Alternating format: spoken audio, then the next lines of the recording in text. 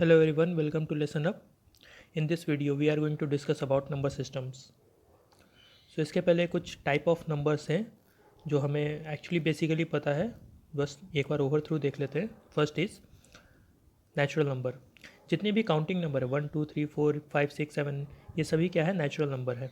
Next है हमारा whole number. अगर हम जीरो से नेचुरल नंबर को हम जीरो से स्टार्ट करते हैं तो वो क्या हो जाता है, होल नंबर. अगला है इंटीजर्स. -3 -2 -1 0 1 2 3 ये सभी क्या है, integers.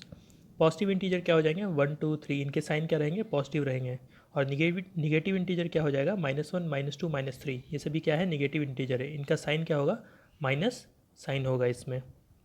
Zero neither positive integer होता है और नाइदर निगेटिव इंटीजर होता है. अगला है रैशनल नंबर. अगर कोई भी नंबर p बाई क्यू के फॉर्म में लिखा रहे, अगर कोई भी नंबर p बाई क्यू के फॉर्म में लिखा रहे जहाँ पे p और q क्या है, इंटीजर है, और q should not be equal to zero, तो ऐसे नंबर को हम क्या बोलेंगे, रैशनल नंबर. नेक्स्ट है इररेशनल नंबर. इररेशनल नंबर को हम लोग rational number in decimal form भी कहते हैं. So rational number in decimal form are neither terminating nor repeating decimals. अगर ऐसा रहा तो these are known as irrational number. तो अगला है real number. Real number is a combination of rational and irrational number.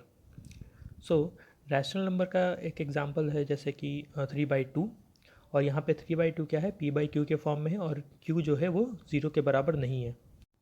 और √3 या पाई ये सब क्या हो गया, इररेशनल नंबर हो गया, क्योंकि पाई का वैल्यू जो है वो डिफाइंड नहीं है, एग्जैक्ट वैल्यू नहीं है. हम 22/7 लिखते हैं, 22/7 रैशनल नंबर है लेकिन वो एग्जैक्ट वैल्यू उसका नहीं है. तो 4 प्लस अगर √3 √2 लिखते हैं या सिर्फ √5 लिखते हैं तो ये सब क्या हो गया, रियल नंबर हो गया.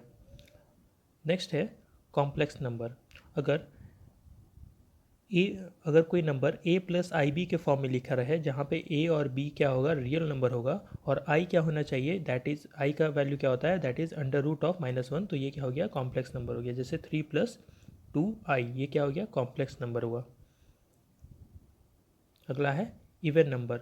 जो नंबर 2 से डिवाइड हो जाए वो क्या हो गया, इवन नंबर हो गया. जैसे 2 4 8 ये सब क्या हो गया, इवन नंबर हो गया. ऑड नंबर जो 2 से डिवाइड ना हो सके वो ऑड नंबर, जैसे 1 3 और 5 7 ये सब क्या हो गया, ऑड नंबर हो गया. अगला है प्राइम नंबर. जो सिर्फ 1 से या खुद से डिवाइड हो वैसे नंबर को हम क्या बोलेंगे, प्राइम नंबर बोलेंगे. जैसे 2 3 5 7 11 ये सब क्या हो गया, प्राइम नंबर हो गया, क्योंकि ये नंबर खुद से डिवाइड हो सकता है या 1 से डिवाइड होगा. अगला है कंपोजिट नंबर. जितने भी नेचुरल नंबर है greater than 1 and which is not prime, ऐसे नंबर को हम क्या बोलेंगे, कंपोजिट नंबर. जैसे 4 6 9 ये सब क्या हो गया, कंपोजिट नंबर हो गया. अगला है को प्राइम नंबर. किसी भी दो नंबर का अगर सिर्फ एक कॉमन फैक्टर हो, ठीक है ना, 1 सिर्फ इसका कॉमन फैक्टर आए तो वैसे नंबर को हम क्या बोलेंगे, को प्राइम नंबर. जैसे 3 7 3 का फैक्टर क्या होगा, 1 × 3, और 7 का फैक्टर क्या होगा, 1 × 7. तो देखो इन दोनों में कॉमन क्या है, इन दोनों में कॉमन क्या है, 1, राइट. इसमें भी 1, तो इन दोनों में कॉमन क्या है, 1. हम क्या बोले थे, अगर 1 इसका कॉमन फैक्टर रहा तो ये क्या हो गया, को प्राइम नंबर. अगला एग्जांपल देख लेते हैं, 9 एंड 12. तो 9 का अगर हम फैक्टर लिखेंगे तो कैसे लिखेंगे, दैट इज 1 × 3 × 3. और अगर हम 12 का फैक्टर लिखें तो 1 × 2 × 2 × 3. तो देखो इसमें क्या क्या कॉमन है, 1 कॉमन है.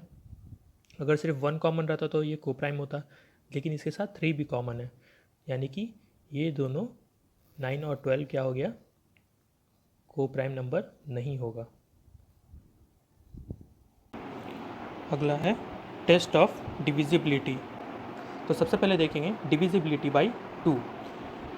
देखो अगर कोई भी नंबर हो 2 3 4 6 8 3, ओके, किसी भी तरह का नंबर हो, अगर इसके यूनिट प्लेस पे 0 या कोई ऐसा नंबर है जो 2 से डिवाइड हो जाए, फॉर एग्जांपल 8, ओके, तो इसके यूनिट प्लेस पे कैसा नंबर होना चाहिए, 0 या कोई ऐसा नंबर जो 2 से डिवाइड हो जाए, तो ये नंबर क्या होगा, 2 से डिविजिबल होगा.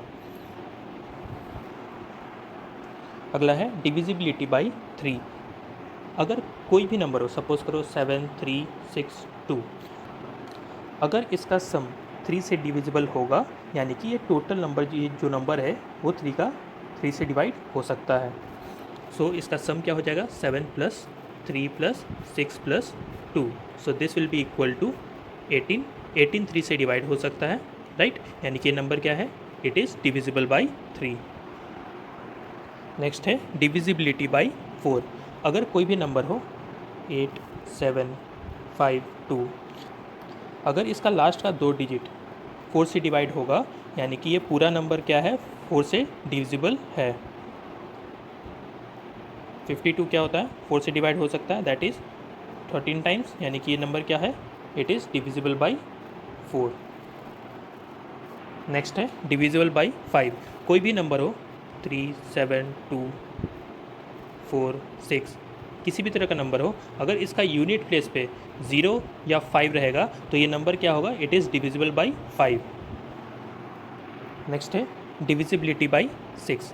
सपोज करो एक नंबर है 4, 2, 5, 4, ओके, 4, 2, 5, 4।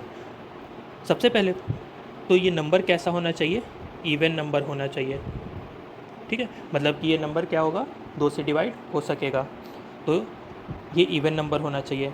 नेक्स्ट, अगर हम इसका सम करेंगे, that is 4 + 2 + 5 + 4 which is equal to 15, तो ये नंबर 3 से डिवाइड होना चाहिए, ओके। तो ये नंबर 15 क्या है, 3 से डिवाइड होगा 5 टाइम्स में, यानी कि ये नंबर क्या है, it is divisible by 6। Next है डिविजिबिलिटी बाई 7।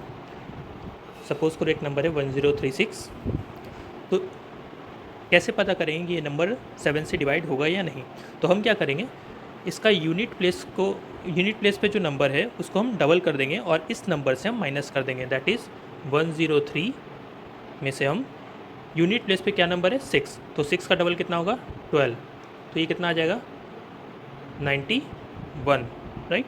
अब हम क्या करेंगे, या तो तुम अभी भी चेक कर सकते हो क्या ये 7 से डिविजिबल होगा या नहीं, डायरेक्ट तुम कर सकते हो ये होगा, ओके, और नहीं भी कर सकते तो फिर से हम इसको रिपीट करेंगे, दैट इज़ 91, तो इसके यूनिट प्लेस पे कौन सा नंबर है, 1 है, यानी कि 9 - 1 × 2 दैट इज़ 2, तो ये कितना आएगा, 7, 7 इससे डिवाइड हो जाएगा, यानी कि नंबर क्या है, 7 का डिविजिबल है। नेक्स्ट है डिविजिबिलिटी बाई 8। अगर किसी नंबर का लास्ट 3 डिजिट, अगर किसी नंबर का लास्ट 3 डिजिट डिविजिबल बाई 8 है, यानी कि वो टोटल नंबर, यानी कि वो इंटायर नंबर क्या होगा, इट इज़ डिविजिबल बाई 8, तो इसमें क्या है, 472, तो इसको हम चेक कर लेंगे क्या ये डिविजिबल है या नहीं, तो 4,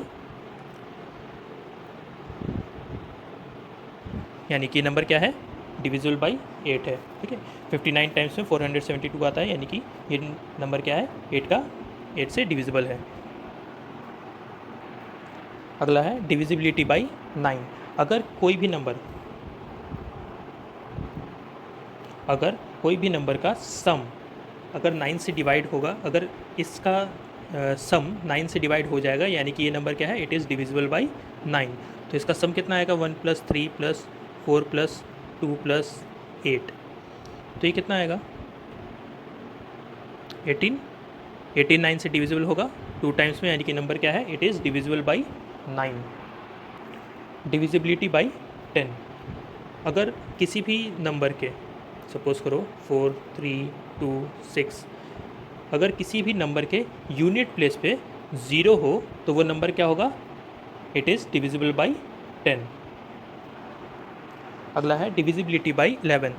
तो सपोज करो हमारे पास एक नंबर है 14641, तो इसके ऑड प्लेस पे जो भी नंबर है उसका सम और इवन प्लेस पे जो भी नंबर है उसका सम को अगर हम सब्ट्रैक्ट करेंगे तो मेरा रिजल्ट क्या आना चाहिए, 0 आना चाहिए, तभी हम बोलेंगे that number is divisible by 11। तो इस पर ऑड प्लेस पे कौन कौन सा है, 1, 6, 1, इन तीनों का सब कितना होगा, 8, माइनस इवन प्लेस पे कौन कौन सा है, 4, 4, तो इसका सम कितना होगा, 8, 8 - 8 0, यानी कि नंबर क्या है, इट इज़ डिविजिबल बाई 11। हमारा अगला टॉपिक है HCF and LCM of number. सबसे पहले एचसीएफ किसको बोलते हैं?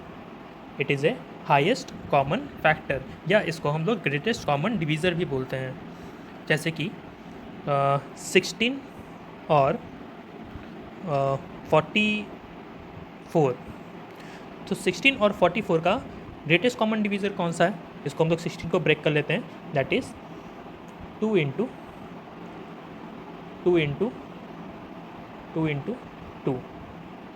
ओके, इसको हम लोग फैक्टर में ब्रेक कर लिए। 44 को 2 इंटू 2 इंटू 11।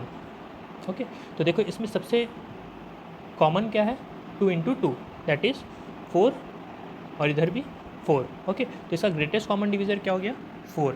अगर हम एक और एग्जांपल लेते हैं 16 और 40 का, ठीक है। तो 16 और 40 में सबसे ग्रेटेस्ट कॉमन डिवीज़र कौन सा हो जाएगा? देखो ये क्या हो जाएगा? 2 इंटू 2 इंटू 2 इंटू 2।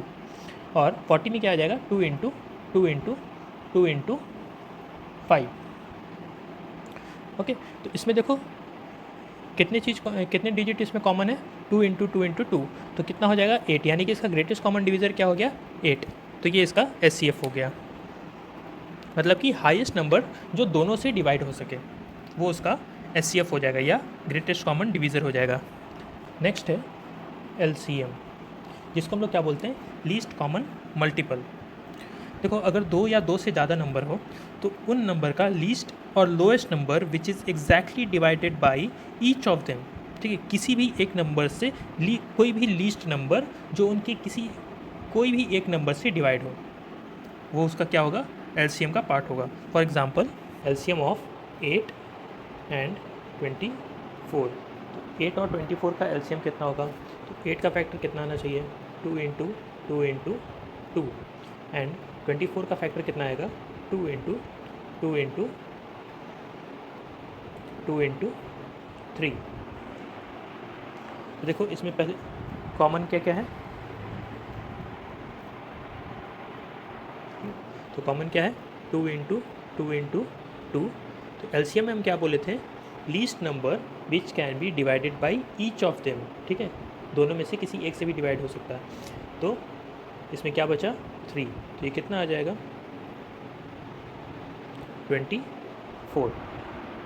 नेक्स्ट है LCM and HCF of fraction. देखो पहले तो फ्रैक्शन को हम किस फॉर्म में लिखते हैं?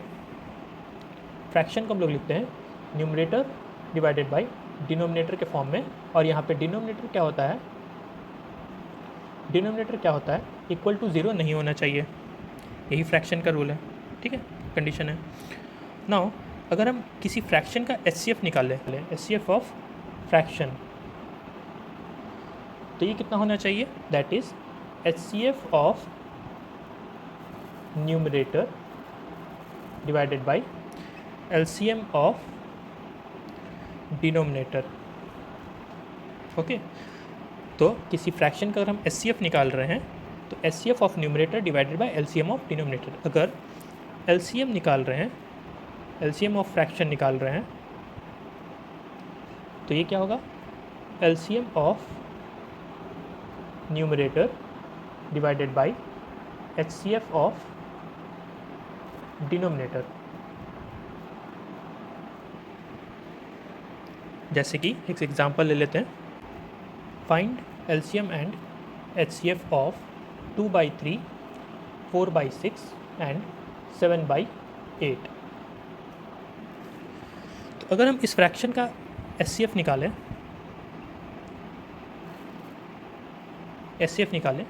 तो ये क्या आएगा? HCF of 2, 4, 7 divided by LCM of 3, 6, 8। Now what is HCF of 2, 4, 7? ऐसा नंबर जो तीनों से डिवाइड हो, हाईएस्ट नंबर जो तीनों से डिवाइड हो, दैट इज़ 1 डिवाइडेड बाई 3, 6 और 8 का एलसीएम कितना आएगा? 24। ओके, तो ये क्या हो गया? इसका एचसीएफ हो गया। अगर हम इसका एलसीएम निकालें, दैट इज